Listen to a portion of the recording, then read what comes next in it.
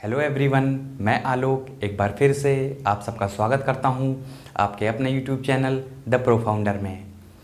पिछले लेक्चर में हमने कॉन्टिनेंट सीरीज़ के पहले कॉन्टिनेंट एशिया कॉन्टिनेंट को कंप्लीट कर लिया था।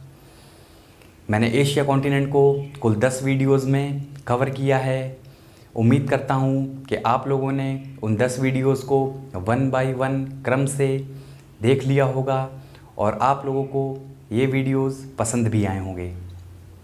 गाइस, कॉन्टिनेंट सीरीज़ को स्टार्ट करने से पहले मैंने आपसे वादा किया था कि कॉन्टिनेंट सीरीज़ को देखने के बाद भारत के किसी भी प्रतियोगी परीक्षा में पूछे गए महाद्वीपों से संबंधित प्रश्नों को आप बहुत ही आसानी से सॉल्व कर पाएंगे। गाइस, मेरा विश्वास है कि एशिया महाद्वीप के 10 वीडियोस को देखने के बाद प्रतियोगी परीक्षाओं में एशिया महाद्वीप से पूछे गए प्रश्नों को आपने बहुत ही आसानी से सॉल्व कर लिया होगा।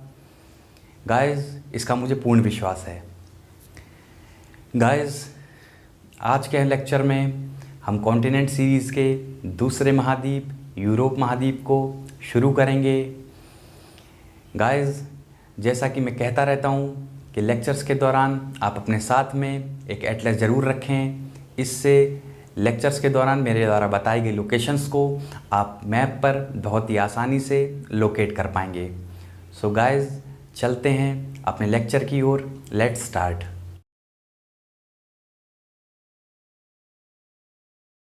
आज के लेक्चर में हम यूरोप महाद्वीप के बेसिक इंट्रोडक्शन को कवर करेंगे।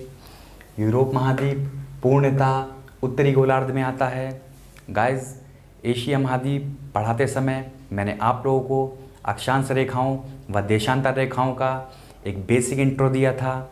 मैंने आप लोगों को बताया था कि अक्षांश रेखाएं विषुवत रेखा या भूमध्य रेखा के समानांतर उत्तर व दक्षिण ग्लोब पर खींची गई काल्पनिक रेखाएं होती हैं, जबकि देशांतर रेखाएं 0 डिग्री देशांतर, जिसे प्रमुख यामोत्तर या मानक यामोत्तर भी कहते हैं, के पूर्व या पश्चिम में ग्लोब पर उत्तर ध्रुव व दक्षिण ध्रुव को मिलाने वाली काल्पनिक रेखाएं होती हैं।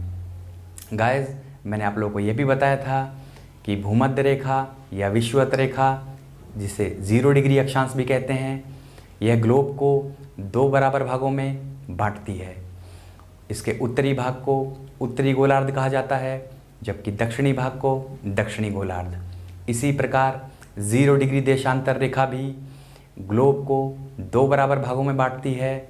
0 डिग्री देशांतर के पूर्वी भाग को पूर्वी गोलार्ध तथा पश्चिम के भाग को पश्चिमी गोलार्ध कहा जाता है।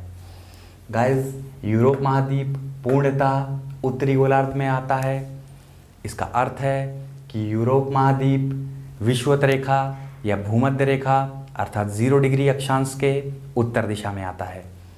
यूरोप महाद्वीप का अधिकांश भाग पूर्वी गोलार्ध में आता है। इसका अर्थ है कि यूरोप महाद्वीप का अधिकांश भाग 0 डिग्री देशांतर के पूर्व दिशा में आता है।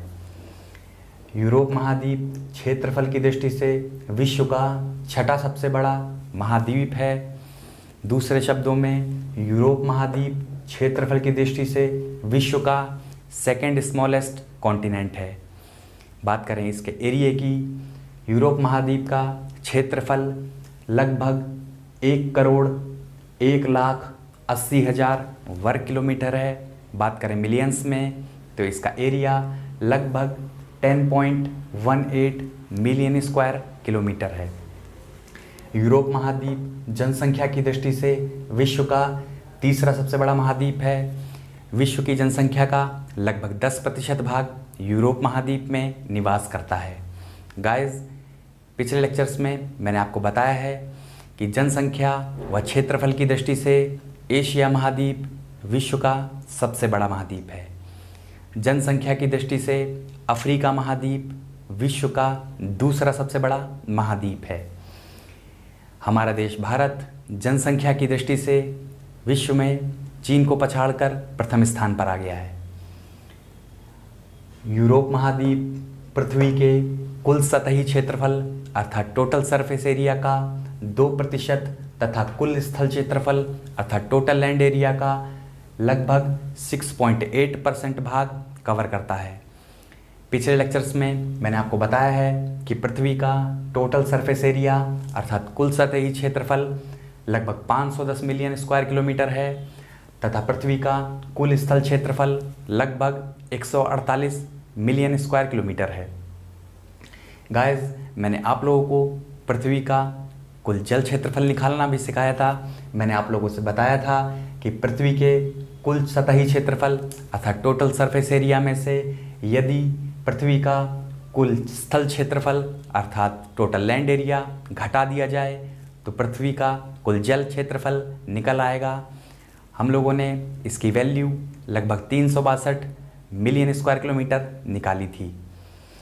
गाइस, बात करें यूरोप महाद्वीप के जनसंख्या घनत्व की तो मैंने आप लोगों को बताया था कि प्रति वर्ग किलोमीटर में रहने वाले मनुष्यों की संख्या को जनसंख्या घनत्व कहा जाता है।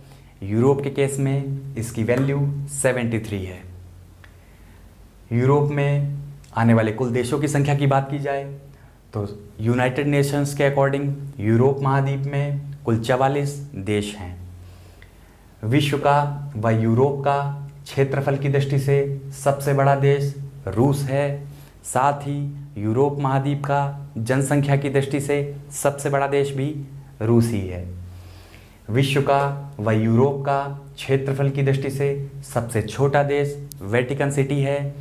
इसके क्षेत्रफल की बात करें तो इसका क्षेत्रफल लगभग 0.49 स्क्वायर किलोमीटर या 49 हेक्टेयर अर्थात 121 एकड़ है।